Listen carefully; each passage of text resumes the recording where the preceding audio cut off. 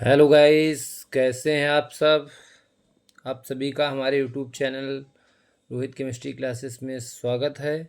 आज हम लोग बहुत ही ज़बरदस्त क्वेश्चन लेकर आए हैं। जल्दी से आ जाइए सभी लोग। 2020 से 24 तक पूछे गए सभी निश्चित उत्तरीय प्रश्न जो एक नंबर में आपसे पूछे जाते हैं, जो आपके ऑब्जेक्टिव के अलावा जो नए पैटर्न में निश्चित उत्तरीय प्रश्न आते हैं, एक नंबर के 5 प्रश्न। तो ऐसे सभी प्रश्नों के हमने सीरीज बनाई है, लगभग 90+ क्वेश्चन हैं। और इससे बाहर आपके पेपर में आप लिख कर ले लीजिए, इससे बाहर एक नंबर का कोई भी प्रश्न नहीं आएगा। बहुत ही मेहनत की है हमने आप सभी के लिए। 5 से 6 या 7 घंटा लगे हैं लगभग। इन सभी हैंड रिटन नोट्स को अपने हाथ से मैंने स्वयं लिखा है, ठीक है। और इम्पोर्टेंट क्वेश्चनों को ही शामिल किया है जो आपके अनसॉल्व में 2020 से 2024 तक आए हुए एक नंबर वाले अतिलघुत्तरीय सभी प्रश्नों को हमने शामिल किया है, जो कि अब निश्चित उत्तरीय प्रश्न के रूप में आपसे एक नंबर में पूछे जाते हैं। तो जल्दी से आ जाइए सभी लोग, वीडियो को लाइक कर दीजिए ज़बरदस्त तरीके से और वीडियो को शेयर कर दीजिए। और एक नंबर की सारी टेंशन आज ख़त्म। बस इतने ही प्रश्न आपको पढ़ लेने हैं, इससे बाहर आपका एक नंबर वाला प्रश्न नहीं आएगा जो आपके निश्चित उत्तरीय प्रश्न आते हैं, ठीक है। तो हम लोग पढ़ना स्टार्ट करते हैं। देखिएगा, सबसे पहला प्रश्न है, जल परागित दो पौधों के नाम बताइए। ठीक है, जल परागित दो पौधों के नाम बताइए। तो देखिए, जल परागित दो पौधों के नाम बताइए। तो एक तो आप हाइड्रिला बताएंगे और दूसरा वेलिस नेरिया। कौन सा? दूसरा वेलिस नेरिया और पहला कौन? हाइड्रिला। तो आपसे ये निश्चित उत्तरीय प्रश्न में पूछा गया है कि किन्हीं जल परागित दो पौधों के नाम बताइए। तो पहला तो हाइड्रिला जलीय पौधा है हमारा, जिसमें परागण जल के द्वारा होता है, और एक वेलिसनेरिया है जिसमें परागण जल के द्वारा होता है। ये दोनों पौधे हाइड्रिला और वेलिसनेरिया कैसे हैं? जल परागित पौधे हैं, ठीक है। अगला प्रश्न दूसरा, दोहरा निषेचन की खोज किसने की? कई बार प्रश्न ये रिपीट हुआ है। दोहरा निषेचन की खोज की थी एस.जी. नवासिन ने। किसने की थी? एस.जी. नवासिन। आप वैज्ञानिक का नाम याद रखेंगे। और दोहरा निषेचन आप पढ़ चुके होंगे कि दोहरा निषेचन कैसे होता है। इसको हम लोग जब अभी लघुत्तरीय प्रश्नों में पूछा गया है वहाँ पर हम आपको एक्सप्लेन करेंगे। तो यहाँ पर आपसे पूछा गया है एक नंबर प्रश्न में, दोहरा निषेचन की खोज किसने की? तो सीधे सीधे हमको साइंटिस्ट का नाम बताना है, एस.जी. नवासिन, ठीक है। अगला एक नंबर में प्रश्न आपसे पूछा गया है, टेपीटम का कार्य क्या है? टेपीटम का कार्य क्या है? तो आप बताएंगे कि टेपीटम का कार्य क्या है। टेपीटम पराग कोश की सबसे भीतरी परत होती है जो पराग कणों के पोषण एवं विकास में सहायक होती है। तो टेपीटम का कार्य एक नंबर में पूछा गया है। तो जो टेपीटम होती है, आपको पता है कि जो पराग कोश होता है और उसके अंदर जो आपकी लघु बीजाणुधानियाँ होती हैं, उनकी सबसे भीतरी परत होती है और जो परागकणों के पोषण एवं विकास में सहायक होती है, ठीक है। अगला प्रश्न क्या है, दो आभासी फलों के नाम लिखिए। ठीक है, दो आभासी फलों के नाम लिखिए। तो हमने यहाँ पर दो से ज़्यादा नाम लिख रखे हैं। आपको जितना पूछे, दो पूछे तो दो लिखिएगा, अगर चार पूछे तो चार लिखिएगा। पहला तो सेब, दूसरा स्ट्रॉबेरी, तीसरा हम काजू लिख सकते हैं, अनानास लिख सकते हैं, नाशपाती लिख सकते हैं, ठीक है। इस तरह से हम लोग दो आभासी फलों के नाम बताएंगे। इसे आभासी फल या असत्य फल के नाम से भी पूछा जाता है, या कूट फल। तीनों नाम एक ही हैं, आभासी फल, असत्य फल और कूट फल। तीनों नाम एक ही हैं। अगर आपसे पूछा जाए तो आप उसमें सेब, स्ट्रॉबेरी, काजू, अनानास, नाशपाती, ये सब आप उसमें लिख सकते हैं। फिर अगला प्रश्न आपसे पूछा गया है एक नंबर में, सेब को आभासी फल क्यों कहते हैं? पुष्प का कौन सा भाग फल की रचना करता है? तो आपको पता है कि पुष्प का अंडाशय वाला जो भाग होता है वो फल की रचना करता है। और सेब को आभासी फल क्यों कहते हैं? क्योंकि सेब को आभासी फल इसलिए कहते हैं क्योंकि इसका निर्माण पुष्पासन से होता है। जो सेब फल है आपका, इसका निर्माण अंडाशय से ना होकर पुष्प के अन्य भाग जैसे पुष्पासन से होता है। और दूसरा प्रश्न जो इसमें पूछा गया है, पुष्प का कौन सा भाग फल की रचना करता है, तो पुष्प का अंडाशय वाला भाग फल की रचना करता है। बहुत ही सुंदर हैंड रिटन नोट्स हमने आपके लिए बनाए हैं, 1 नंबर वाले सभी प्रश्न इनसे क्लियर हो जाएंगे आपके। 90+ क्वेश्चन हैं, जितना हो पाएगा आज पढ़ेंगे, अगर कुछ रह जाएगा तो अगले दिन, ठीक है। तो आप लोग आराम से रिवीजन करते चलिएगा, बिल्कुल इधर उधर दुनियादारी में ना पड़िए, और आप इतने सारे प्रश्न आप तैयार कर लेंगे तो 1 नंबर वाले प्रश्न आपसे गलत नहीं होंगे एग्जाम में, ये गारंटी है, ठीक है। अगला प्रश्न आपसे पूछा गया है, सरस फल के 2 लक्षण लिखिए तथा आम की खड़ी काट का नामांकित चित्र बनाइए। ये आपसे प्रश्न अनसॉल्व्ड में पूछा गया है। तो देखिए, सरस फल के 2 लक्षण लिखना है, तो 2 लक्षण हमने आपको यहाँ पर बता रखे हैं। ये अस्फुटनशील एवं गूदेदार होते हैं, यानी कि जो सरस फल होते हैं गूदेदार होते हैं, अस्फुटनशील होते हैं यानी कि ये फूटते नहीं हैं, ठीक है। अस्फुटनशील एवं गूदेदार होते हैं। दूसरी बात, इनकी जो फल भित्ति होती है वो 3 परतों से मिलकर बनी होती है। बाहरी परत को हम लोग बाह्य फल भित्ति कहते हैं, और उसके मध्य वाली परत को मध्य फल भित्ति कहते हैं, तथा सबसे आंतरिक जो फल भित्ति होती है उसे अंतः फल भित्ति कहते हैं।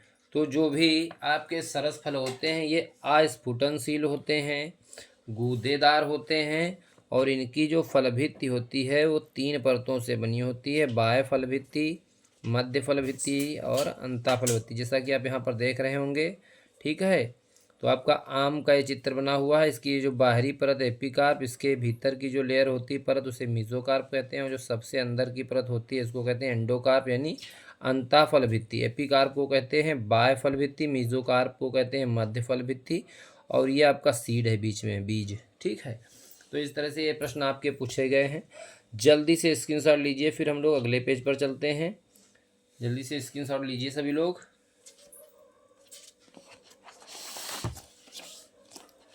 स्क्रीनशॉट लीजिए सभी लोग जल्दी से। अब देखेंगे हम लोग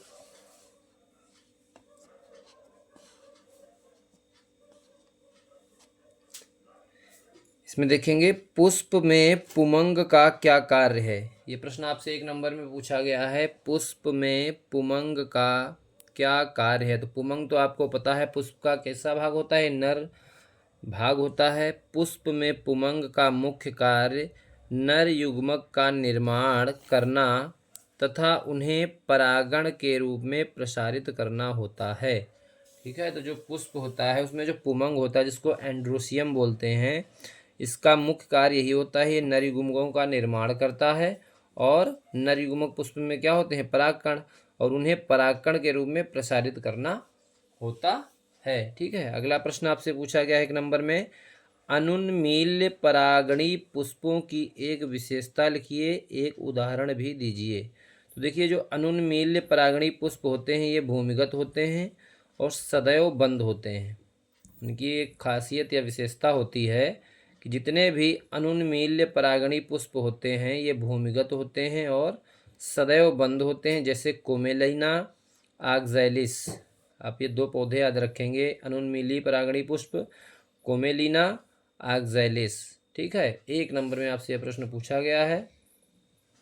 अगला प्रश्न है, मादा युग्मकोद्भिद के एक बीजाणुज विकास से आप क्या समझते हैं। ये भी प्रश्न आपसे 1 नंबर में ही पूछा गया है। थोड़ा सा हमने यहाँ पर इसको ज़्यादा बड़ा लिख दिया है, लेकिन आप इसको बिल्कुल सटीक लिखेंगे क्योंकि इसमें जरूरी ही बातें थी, इसीलिए हमने इसको थोड़ा सा बड़ा कर दिया है। बीजांड का जो बीजांडकाय होता है उसमें गुरु बीजाणु मात्र कोशिका होती है, उसमें अर्धसूत्री विभाजन से बने 4 लघु बीजाणु बने 4 गुरु बीजाणु में से 3 नष्ट हो जाते हैं, और जो एक बचता है वो सक्रिय गुरु बीजाणु के रूप में वृद्धि करके भ्रूणकोश बनाता है, और जिसे मादा युग्मकोद्भिद कहते हैं। जो मादा युग्मकोद्भिद होता है क्या होता है, भ्रूणकोश होता है, और इसका निर्माण बीजांड के बीजांडकाय में गुरु बीजाणु मात्र कोशिका में अर्धसूत्री विभाजन से होता है, जिसके द्वारा 4 गुरु बीजाणु बनते हैं, जिनमें से 3 नष्ट हो जाते हैं,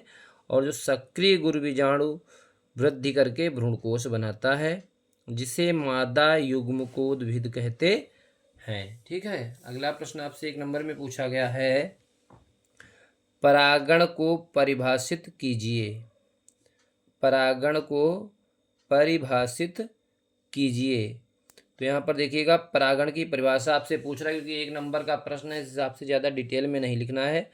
पराग कोश से पराग कणों का निकलकर पुष्प के वर्तिकाग्र तक पहुँचने की क्रिया परागण कहलाती है। पराग कोश से पराग कणों का निकलकर पुष्प के वर्तिकाग्र तक पहुँचने की क्रिया परागण कहलाती है। बस इतना सा लिखेंगे, 1 नंबर आपका पक्का। अगला प्रश्न आपसे 1 नंबर में बहुत ही हल्का छोटा सा प्रश्न पूछा गया है, मनुष्य में कितने जोड़ी गुणसूत्र होते हैं।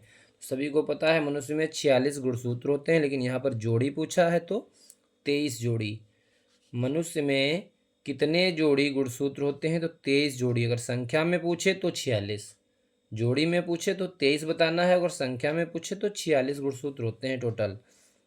अगला प्रश्न है 1 नंबर का आपका, अंडोत्सर्ग के पश्चात अंडाशय से उत्सर्जित अंडाणु के संग्रह में उत्तरदायी भाग है। यानी कि जिस समय अंडोत्सर्ग होता है उसके पश्चात अंडाशय से जो अंडाणु निकलता है उसको संग्रह कौन सा भाग करता है, तो वो करता है कार्पस ल्यूटियम। कौन सा भाग उसको संग्रह करता है, कार्पस ल्यूटियम। याद रखेंगे, बहुत ही इंपॉर्टेंट क्वेश्चन है। कार्पस ल्यूटियम अंडोत्सर्ग के पश्चात अंडाशय से उत्सर्जित अंडाणु को क्या करता है, संग्रह करता है, संग्रहित करता है, इसको ग्रहण करता है। कार्पस ल्यूटियम संरचना होती है। ठीक है, जल्दी से स्क्रीनशॉट लीजिए सभी लोग। अगले पेज पर चलते हैं, स्क्रीनशॉट लीजिए सभी लोग। अगला पेज देखिएगा आप सभी लोग।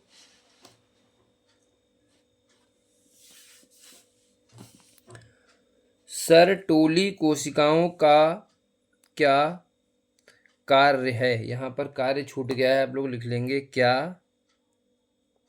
सरटोली कोशिकाओं का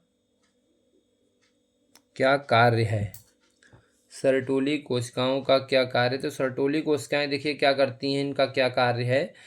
वृषण की शुक्र जनन नलिकाओं में स्थित सरटोली कोशिकाएं शुक्राणुओं को पोषण प्रदान करती हैं।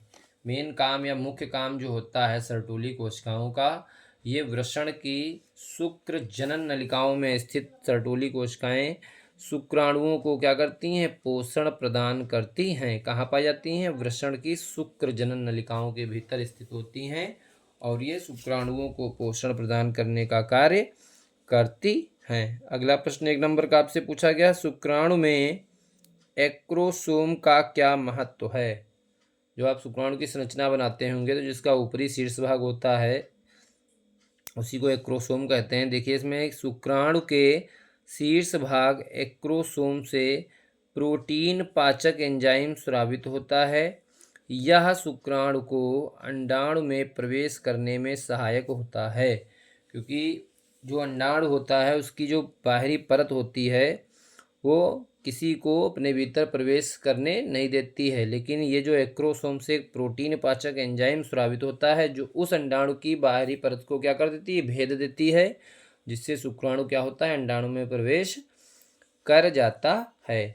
तो शुक्राणु का जो शीर्ष भाग एक्रोसोम है उससे प्रोटीन पाचक एंजाइम स्रावित होता है और यह शुक्राणु को अंडाणु में प्रवेश करने में सहायक होता है। यही एक्रोसोम का महत्व है, इससे प्रोटीन पाचक एंजाइम स्रावित होता है। अगला प्रश्न है, मारुला तथा ब्लास्टुला में एक प्रमुख अंतर है। तो देखिए मारुला जो होती है वो कोशिकाओं से बनी ठोस सरल भ्रूणीय संरचना है, जबकि ब्लास्टुला में कोरक गुहा पाई जाती है। कोरक गुहा को इंग्लिश में कहते हैं ब्लास्टोसील। क्या कहते हैं, ब्लास्टोसील। हिंदी में कहते हैं इसको कोरक गुहा। तो जो ब्लास्टुला होती है वो खोखली होती है, उसमें गुहा पाई जाती है जिसे कोरक गुहा कहते हैं, जबकि जो मारुला होती है वो कोशिकाओं से बनी ठोस सरल भ्रूणीय संरचना होती है। अगला प्रश्न है, अंडोत्सर्ग को कौन से हार्मोन्स प्रेरित करते हैं। यानी कि महिलाओं में, मादा में जो ओव्यूलेशन होता है, अंडोत्सर्ग होता है, उसको कौन से हार्मोन्स प्रेरित करते हैं। तो गोनाडोट्रोपिन हार्मोन्स होते हैं जिनके अंतर्गत आपका LH जिसे ल्यूटिनाइजिंग हार्मोन बोलते हैं और FSH follicle stimulating hormones.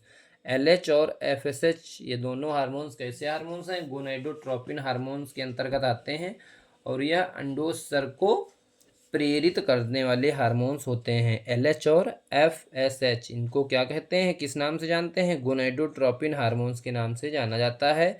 LH का मतलब है ल्यूटिनाइजिंग हार्मोन्स और FSH का मतलब है फॉलिकल स्टिमुलेटिंग हार्मोन। ठीक है, याद रखेंगे। अंडोत्सर्ग को कौन कौन से हार्मोन्स प्रेरित करते हैं? तो LH और FSH जिन्हें कहते हैं गोनाडोट्रोपिन हार्मोन्स। अगला प्रश्न आपसे 1 नंबर में पूछा गया है, जिफ्ट और MTP का पूरा नाम क्या है? जिफ्ट और MTP का पूरा नाम, तो आप सभी लोग बताएंगे जिफ्ट का क्या नाम होता है। जिफ्ट का मतलब है, जेड से मतलब है जाइगोट, आई का मतलब है इंट्रा और एफ का मतलब है फेलोपियन और टी का मतलब है transfer. Zygote intra fallopian transfer, gift का पूरा नाम क्या है? Zygote intra fallopian transfer. एक आपका गिफ्ट भी होता है, वहाँ पर जी का मतलब होता है गिफ्ट में गैमीट, बाकी IFT का मतलब सेम ही होता है, इंट्रा फेलोपियन ट्रांसफर। ठीक है, गिफ्ट का मतलब क्या होता है? गैमीट इंट्रा फेलोपियन ट्रांसफर, जबकि इसमें आपसे क्या पूछा गया है? जिफ्ट का नाम, तो जेड का से मतलब है zygote, zygote intra fallopian transfer. MTP का पूरा नाम पूछा गया आपसे, तो M से होता है मेडिकल, T फॉर होता है टर्मिनेशन, P से मतलब होता है pregnancy, medical termination of pregnancy. MTP का फुल फॉर्म क्या होता है पूरा नाम? Medical termination of pregnancy. अगला प्रश्न आपसे पूछा गया 1 नंबर में, 2 यौन संचारित रोगों के नाम लिखिए। सारे क्वेश्चन एक से बढ़कर एक इम्पॉर्टेंट हैं आपके लिए। सारे क्वेश्चन ये 2020 से 2024 के बीच पूछे गए अलग अलग सेटों में हैं और आप इन प्रश्नों को बिल्कुल कंठस्थ कर लेंगे, याद कर लेंगे अक्षर सह, जिससे कि आपके एग्ज़ाम में जो आए तो आप वहाँ पर ये क्वेश्चन आसानी के साथ कर लें, वहाँ पर आपसे गलत ना होने पाएँ। तो 2 यौन संचारित रोगों के नाम लिखिए, तो एक पहला सुजाग लिख देंगे, दूसरा एड्स लिख देंगे। क्या लिख देंगे? और एक होता है गोनोरिया, लेकिन यहाँ पर 2 पूछा गया था इसीलिए हमने 2 लिखा है, सुजाक और एड्स, सुजाक और एड्स। परिवार नियोजन की स्थायी विधियाँ क्या है? 1 नंबर में प्रश्न पूछा गया है, तो देखिए परिवार नियोजन की स्थायी विधि आपको पता है, नसबंदी और नलबंदी होती हैं, जिसे नसबंदी को कहते हैं वैसेक्टोमी और नलबंदी को कहते हैं ट्यूबेक्टोमी। वैसेक्टोमी पुरुषों में कराई जाती है नसबंदी, और महिलाओं में मादा में क्या कराई जाती है? ट्यूबेक्टोमी कराई जाती है, जिसे कहते हैं नलबंदी। ठीक है, तो ये दोनों स्थायी विधियाँ हैं, नसबंदी और नलबंदी। ठीक है, नसबंदी को ही वैसेक्टोमी के नाम से जाना जाता है और नलबंदी को ट्यूबेक्टोमी के नाम से जाना जाता है। नसबंदी पुरुषों में होती है और मादा में, महिलाओं में क्या होता है? नलबंदी, या जिसे ट्यूबेक्टोमी कहते हैं। तो ये भी बहुत ही इंपॉर्टेंट क्वेश्चन है, 1 नंबर में आपसे पूछा गया था। फिर अगले ही प्रश्न में देखो आपसे पूछा है वैसेक्टोमी क्या है, यानी कि जो पुरुषों में नसबंदी है उसी को पूछा है। नसबंदी न लिख के इन्होंने उसका अंग्रेजी नाम लिख दिया है वैसेक्टोमी क्या है। तो वही बात है, वैसेक्टोमी या नसबंदी क्या होती है? इसमें पुरुषों की शुक्रवाहिनियों को काटकर बांध देने की क्रिया वैसेक्टोमी कहलाती है। पुरुषों की जब शुक्रवाहिनियों को काटकर बांध दिया जाता है तो इससे क्या होता है? शुक्राणु जो होते हैं वो अंडाणु से मिल नहीं पाते हैं और जिसके कारण महिलाएं जो है गर्भधारण नहीं करती हैं। तो पुरुषों की शुक्रवाहिनियों को काटकर बांध देने की जो क्रिया है उसी को कहते हैं वैसेक्टोमी। क्या कहते हैं? वैसेक्टोमी। जल्दी से स्क्रीनशॉट लीजिए सभी लोग, स्क्रीनशॉट ले लीजिए सभी लोग, फिर हम लोग अगले पेज पर चलते हैं।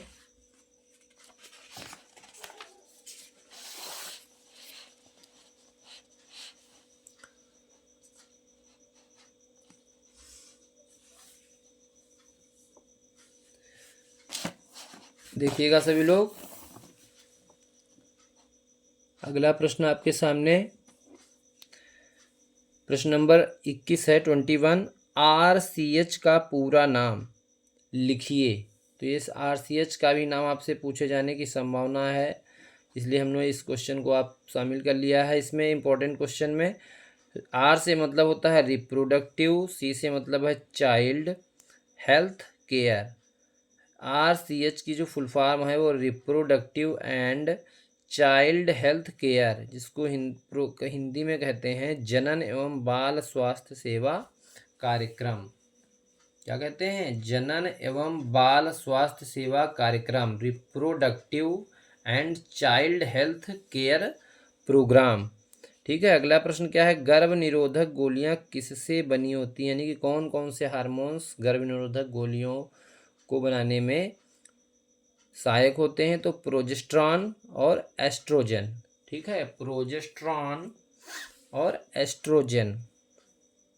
अगला प्रश्न आपसे 23 नंबर प्रश्न पूछा गया है 1 नंबर में, पात्रे निषेचन जिसे IVF कहते हैं, IVF की फुल फॉर्म भी आपको पता होनी चाहिए, इन विट्रो फर्टिलाइजेशन।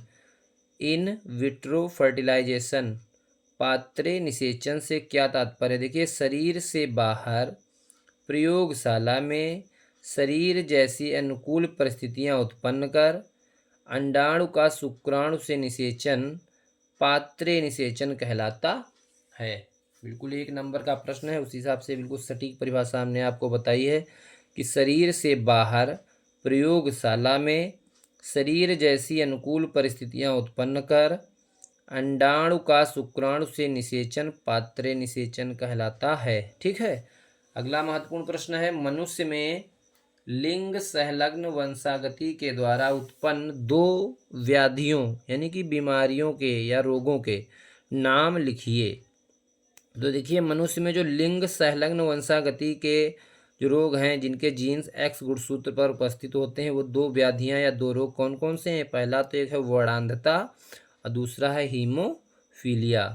वर्णांधता और हीमोफीलिया, ये 2 रोग जो हैं लिंग संलग्न वंशागति से संबंधित हैं, जिनके जीन X गुणसूत्र पर स्थित होते हैं। याद रखेंगे आप लोग।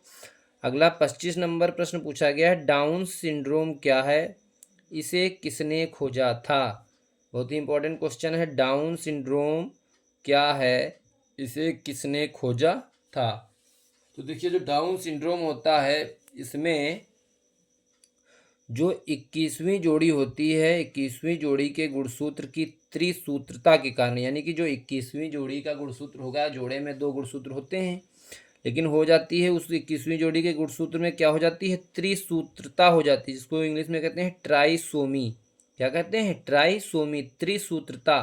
और जैसे ही त्रिसूत्रता होती है तो एक गुणसूत्र जो होता है क्या हो जाता है? वो बढ़ जाता है, जिससे गुणसूत्रों की संख्या कितनी हो जाती है? 47 हो जाती है। ऐसे व्यक्तियों का चेहरा जो होता है वो मंगोलों के समान, जीभ मोटी, आंखें तिरछी तथा मस्तिष्क अल्प विकसित होता है।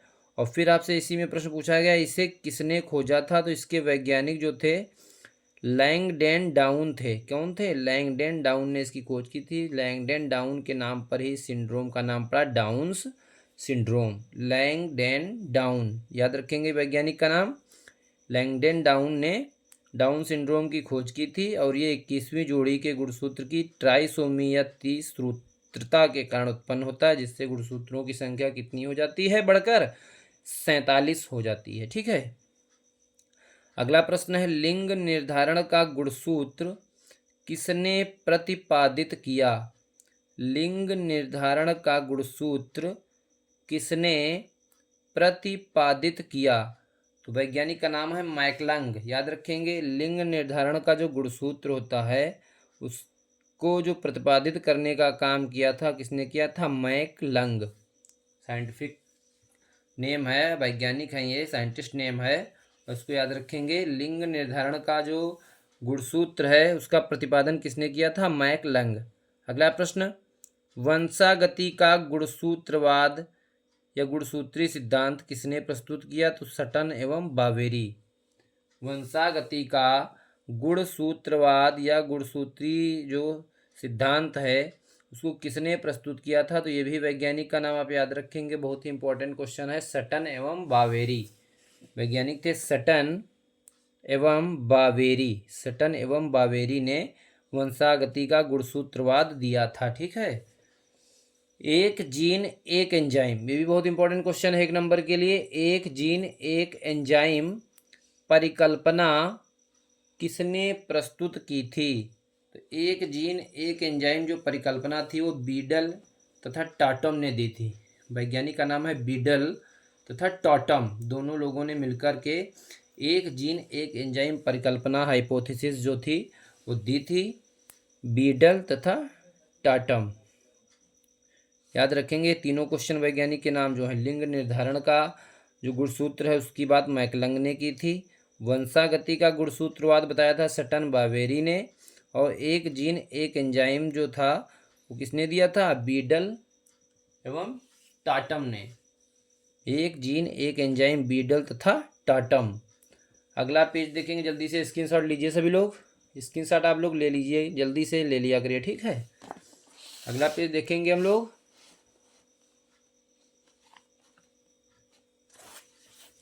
प्रश्न नंबर 29 है, क्लाइनफेल्टर सिंड्रोमों में गुणसूत्रों की संख्या कितनी होती है? ये प्रश्न 1 नंबर में पूछा गया है, तो आप सीधे सीधे गुणसूत्रों की संख्या पूछा गया आप लिख सकते हैं, लेकिन हमने इसमें रीजन भी दे दिया है कि ऐसा क्यों होता है, ठीक है। 23वीं जोड़ी जो होती है, देखिए अभी हमने डाउन सिंड्रोम बताया था, उसमें किस में खेल होता है? 21वीं जोड़ी के गुणसूत्र में खेल होता है, संख्या एक बढ़ जाती है। लेकिन इसमें क्या होता है? 23वीं जोड़ी जो लास्ट जोड़ी होती है, 23वीं जोड़ी के गुणसूत्र में ट्राइसोमी के कारण, ट्राइसोमी से मतलब त्रिसूत्रता, ट्राइसोमी के कारण यह गुणसूत्रीय विकार उत्पन्न होता है। ऐसे में गुणसूत्रों की संख्या 47 हो जाती है तथा ऐसे पुरुषों के बाह्य जनन अंग अल्प विकसित होते हैं। इनमें स्त्रियों के समान स्तन विकसित हो जाते हैं और ये व्यक्ति बंध्य होते हैं, यानी स्टेराइल होते हैं। ये व्यक्ति कैसे होते हैं? बंध्य होते हैं। तो ये जो क्लाइनफेल्टर सिंड्रोम है, डाउन सिंड्रोम है और आपका टर्नर सिंड्रोम है, ये तीनों जो आपके गुणसूत्रीय विकार हैं जिनमें गुणसूत्रों की संख्या में परिवर्तन से ये उत्पन्न होते हैं सिंड्रोम, तीनों आपके लिए बहुत इंपॉर्टेंट है, लघुत्तरी में भी और 1 नंबर में भी।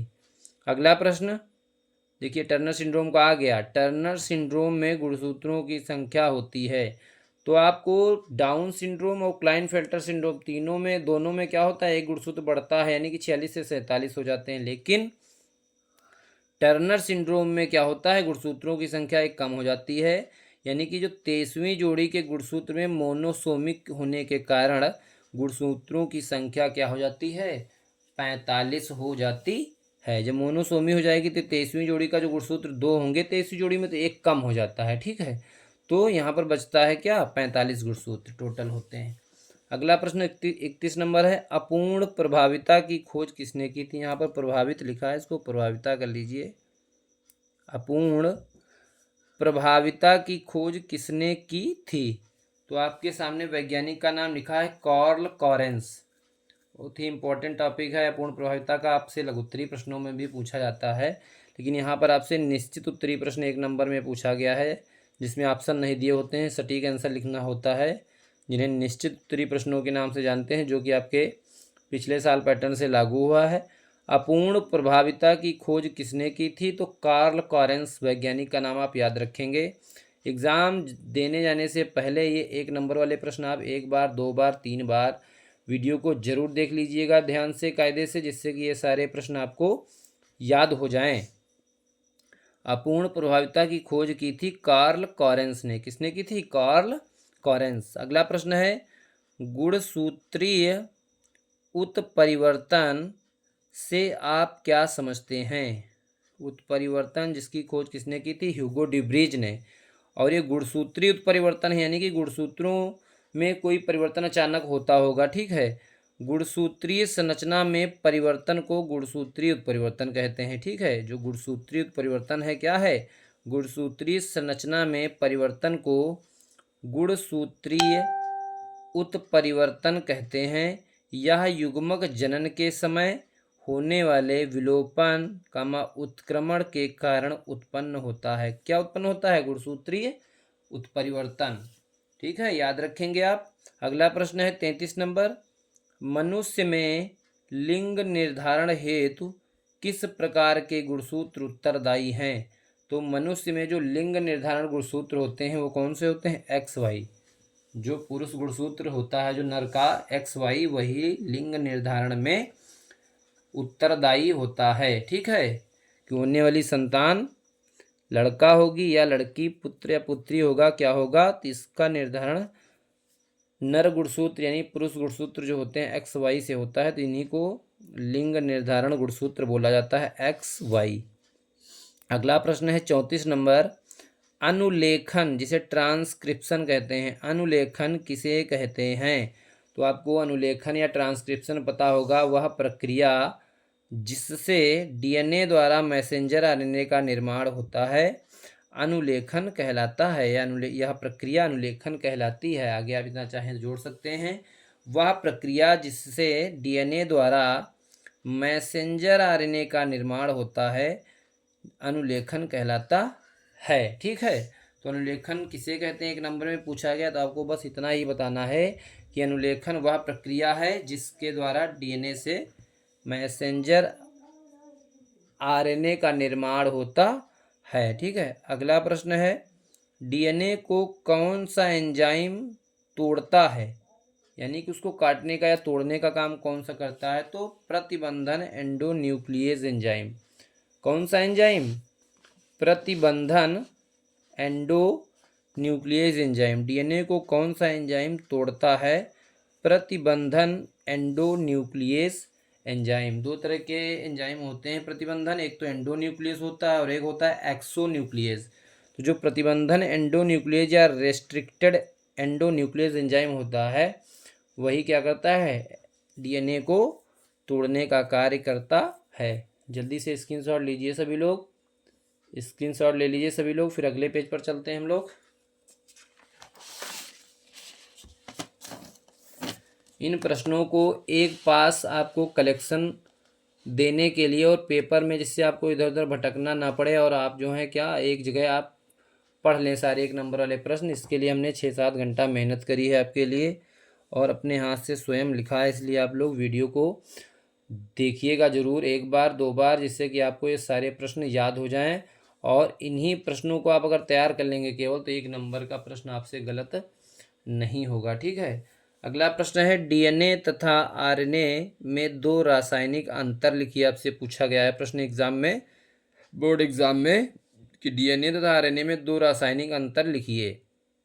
तो सबसे पहला तो रासायनिक अंतर यही है कि डीएनए में डीऑक्सीराइबोज शर्करा पाई जाती है तथा आरएनए में राइबोज शर्करा पाई जाती है। एक तो ये रासायनिक अंतर हो गया। दूसरा रासायनिक अंतर क्या है? डीएनए में थायमीन पाई जाती है नाइट्रोजन क्षार, जबकि आरएनए में क्या होता है? थायमीन के स्थान पर यूरेसिल नाइट्रोजन क्षार पाया जाता है। तो बस यही 2 रासायनिक अंतर जो मुख्यतः होते हैं आप बता देंगे। अगला प्रश्न, डीएनए ही आनुवंशिक अणु है, यह किसने सिद्ध किया?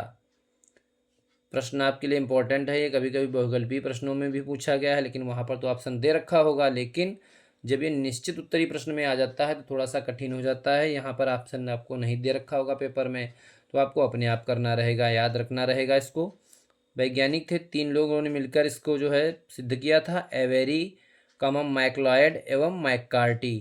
Avery, MacLeod, McCarty. Avery, MacLeod, McCarty, इन तीनों लोगों ने मिलकर डीएनए को आनुवंशिक अणु के रूप में सिद्ध किया था। ठीक है, अगला प्रश्न 38 नंबर क्वेश्चन, डीएनए से आरएनए निर्माण में कौन सा एंजाइम भाग लेता है? यानी कि जब डीएनए से आरएनए बनता है तो उससे में कौन सा एंजाइम भाग लेता है? तो उस एंजाइम का नाम है पॉलीमरेज एंजाइम। कौन सा एंजाइम है? Polymerase enzyme. जब डीएनए से आरएनए बनता है या आरएनए का निर्माण होता है तो उसमें पॉलीमरेज एंजाइम सहायक होता है। ठीक है, भाग लेता है। अगला प्रश्न 39 नंबर, न्यूक्लिक अम्ल की खोज किसने की थी? जो वैज्ञानिक वाले प्रश्न आपके सामने आ रहे हैं उनको आप जरूर याद रखेंगे। न्यूक्लिक अम्ल की जो खोज की थी वो फ्रेडरिक मिसर ने की थी। किसने करी थी?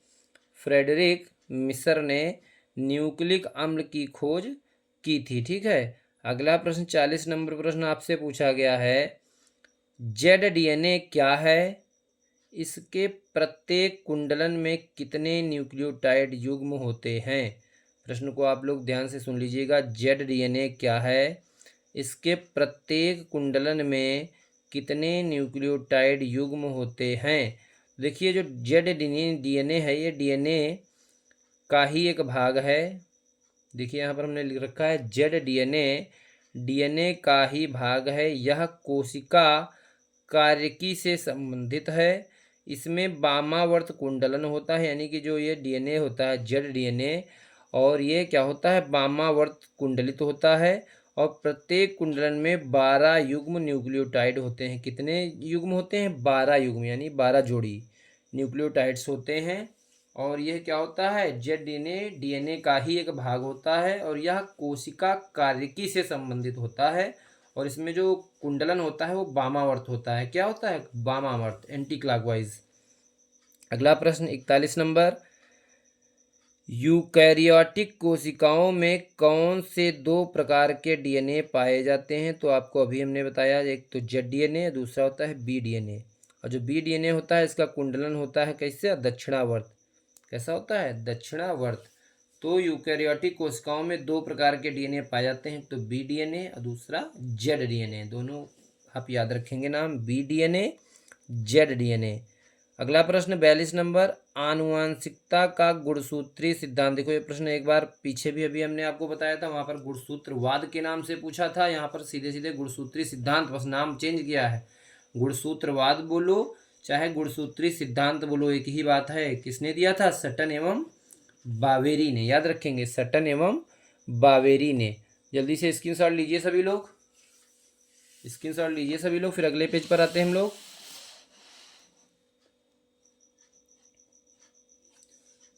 स्क्रीनशॉट लीजिए सभी लोग जल्दी से, फिर हम लोग अब अगला पेज पे आ गए, हम लोग देखते हैं। प्रश्न नंबर 43 है, ओकाजाकी या ओंकाजाकी ओंकाजाकी ओंकाजाकी टुकड़े क्या हैं? प्रश्न पूछा जाता है 1 नंबर में, ओंकाजाकी टुकड़े क्या हैं? तो देखिए डीएनए के एक स्ट्रैंड पर, डीएनए आपको पता है कैसा होता है, डबल स्ट्रैंडेड होता है, लेकिन यहाँ पर क्या होता है, डीएनए के एक स्ट्रैंड पर डीएनए द्विगुणन छोटे छोटे टुकड़ों के जुड़ने से होता है। इन टुकड़ों को ओंकाजाकी टुकड़े कहते हैं। यानी कि जो डीएनए का एक स्ट्रैंड होता है उस पर डीएनए द्विगुणन होता है, जिसमें छोटे छोटे टुकड़े आपस में जुड़ते हैं, और इन टुकड़ों को कहते हैं ओकाजाकी टुकड़े। यानी कि डीएनए के जो छोटे छोटे खंड होते हैं उनको क्या कहते हैं? ओकाजाकी टुकड़े कहते हैं। अगला प्रश्न है, जीन की क्रियाशील इकाई को क्या कहते हैं? जीन की क्रियाशील इकाई को क्या कहते हैं? तो जो जीन की क्रियाशील इकाई होती है उसको कहते हैं सिस्ट्रॉन। क्या कहते हैं? जीन की जो क्रियाशील इकाई होती है उसको क्या कहते हैं? सिस्ट्रॉन। आप याद रखेंगे, जीन की क्रियात्मक इकाई या क्रियाशील इकाई क्या है? सिस्ट्रॉन। ठीक है। अगला प्रश्न, समापन कोडान तथा प्रारंभिक कोडान से आप क्या समझते हैं? प्रश्न बहुत बार पूछा गया है, बहुत इंपॉर्टेंट प्रश्न है। समापन कोडान तथा प्रारंभिक कोडान से आप क्या समझते हैं? तो देखिए, प्रोटीन श्रृंखला का प्रारंभ करने वाले आनुवंशिक कूट AUG को प्रारंभिक कोडान कहते हैं। आनुवंशिक कूट आपको पता है, ये ट्रिपलेट होते हैं, 3 के जोड़े में होते हैं, और कौन सा? AUG जो कोडान होता है इसी को बोलते हैं प्रारंभिक कोडान। और ये AUG प्रारंभिक कोडान जो होता है क्या करता है? प्रोटीन श्रृंखला का प्रारंभन करता है। प्रोटीन श्रृंखला का समापन करने वाले आनुवंशिक कोडान को समापन कोडान कहते हैं। प्रोटीन श्रृंखला का समापन करने वाले आनुवंशिक कोडान को समापन कोडान कहते हैं। और ये कौन कौन से होते हैं? 3। कौन कौन? UAA, UAG, UGA। ये याद रखेंगे आप, पेपर में अलग अलग प्रश्न पूछा गया है, कहीं बहुविकल्पी में पूछा गया है, कहीं 1 नंबर वाले में, और कहीं ये इसको लघुत्तरीय प्रश्न 2 नंबर वाले में बना दिया है, अति लघुत्तरीय प्रश्न में।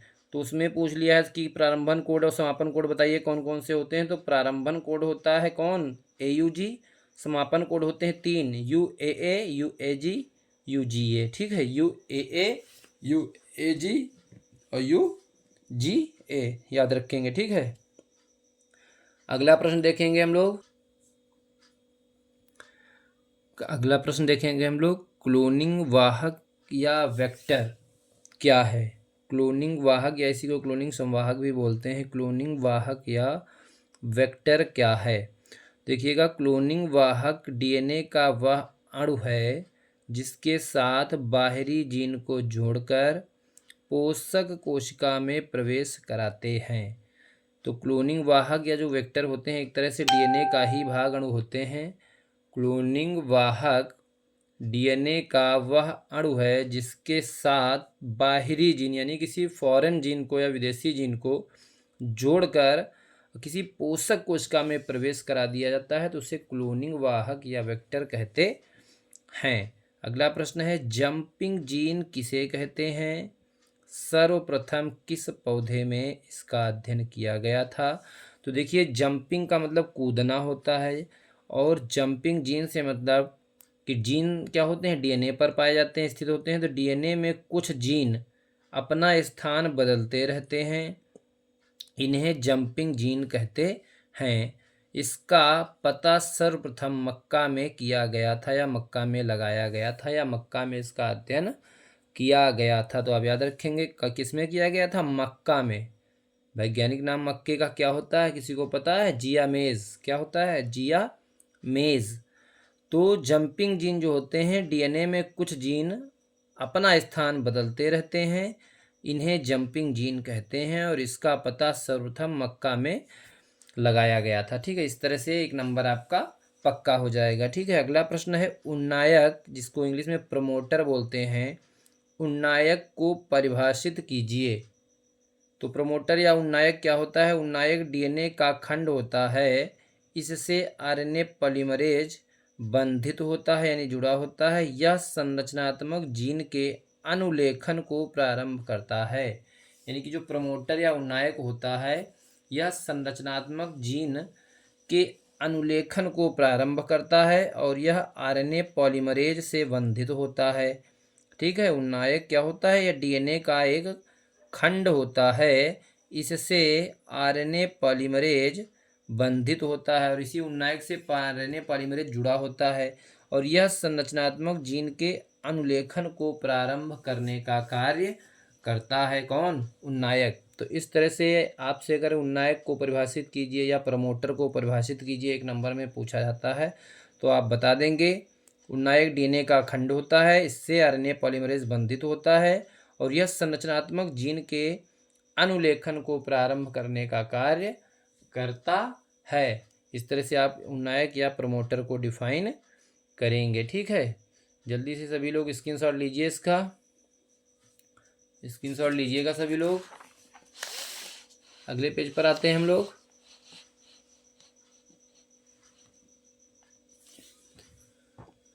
देखिए, 49 नंबर प्रश्न क्या है? ओपेरान को परिभाषित कीजिए।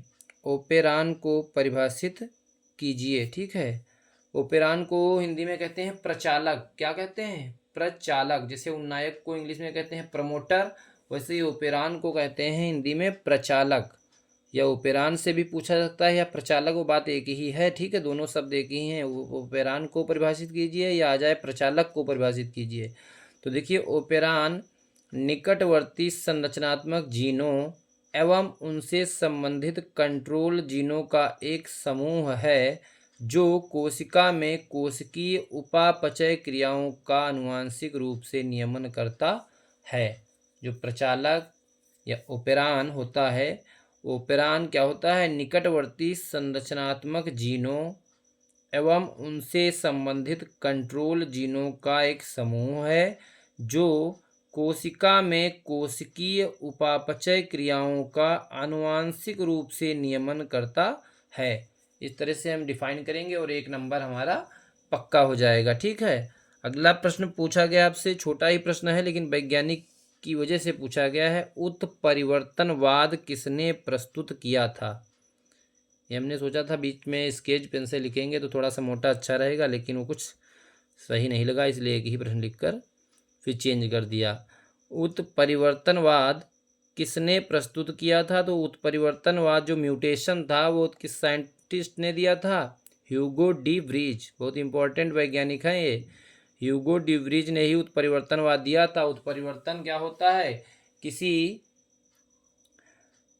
डीएनए या जीन में अचानक जो परिवर्तन उत्पन्न होता है उसी को बोलते हैं उत्परिवर्तन। और उसको दिया किसने था ये वाद सिद्धांत, उत्परिवर्तनवाद? ह्यूगो डी व्रीज ने दिया था।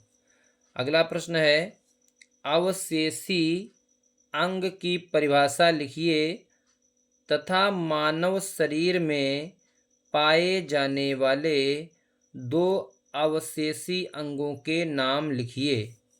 ठीक है, पहले तो अवशेषी अंग की परिभाषा बतानी है, फिर मानव शरीर में पाए जाने वाले 2 अवशेषी अंगों के नाम पूछा है आपसे।